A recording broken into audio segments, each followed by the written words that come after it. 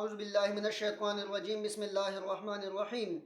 السلام علیکم دوستو، آپ کو نبی کریم صلی اللہ علیہ وسلم کی شان میں گستاخی کرنے والے کا ایک واقعہ بتاتا ہوں۔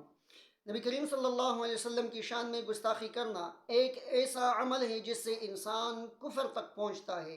باقی اعمال میں کوئی عمل ایسا نہیں ہے جس سے انسان کافر ہوتا ہے۔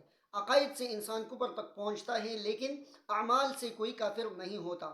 البتہ گستاخی کرنا نبی کی شان میں یہ ایک ایسا عمل ہے جس سے انسان کافر ہو جاتا ہے، اور بہت سے گستاخ گزرے ہیں۔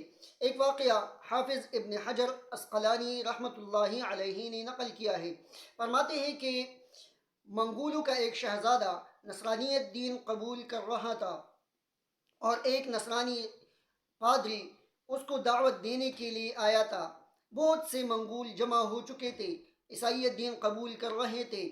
وہ عیسائی جب دعوت دے رہا تھا تو اس نے اپنی دعوت میں نبی کریم صلی اللہ علیہ وسلم کی شان میں گستاخی کی۔ قریب ہی ایک شکاری کتا بندھا ہوا تھا مضبوط رسی سے، اس نے رسی توڑ دی اور اس عیسائی پر حملہ کر دیا۔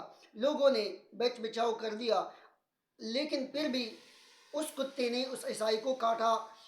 لوگوں نے بچایا اور لوگوں نے بتا بھی دیا کہ یہ آپ نے نبی کریم صلی اللہ علیہ وسلم کی شان میں گستاخی کی، اس لیے اس کتے نے برداشت نہیں کی اور آپ پر حملہ کیا۔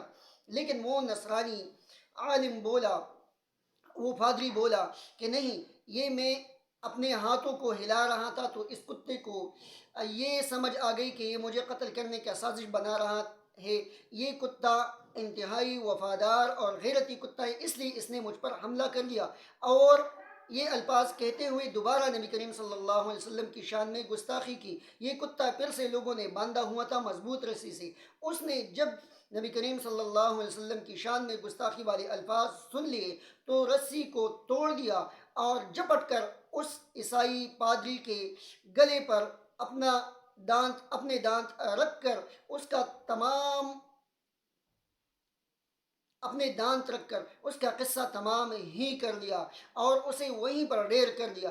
یہ دیکھ کر تمام کے تمام منگول جو کہ 40,000 کی تعداد میں موجود تھے، اس شہزادے سمیت انہوں نے دین اسلام قبول کر لیا۔ تو نبی کریم صلی اللہ علیہ وسلم کی شان میں گستاخی کرنے والوں کو اللہ تعالیٰ خود ہی سزا دیتا ہے، لیکن اس میں مسلمانوں کا امتحان بھی ہے کہ مسلمان پیغمبر صلی اللہ علیہ وسلم کی شان میں گستاخ کے ساتھ کیا کرتے ہیں۔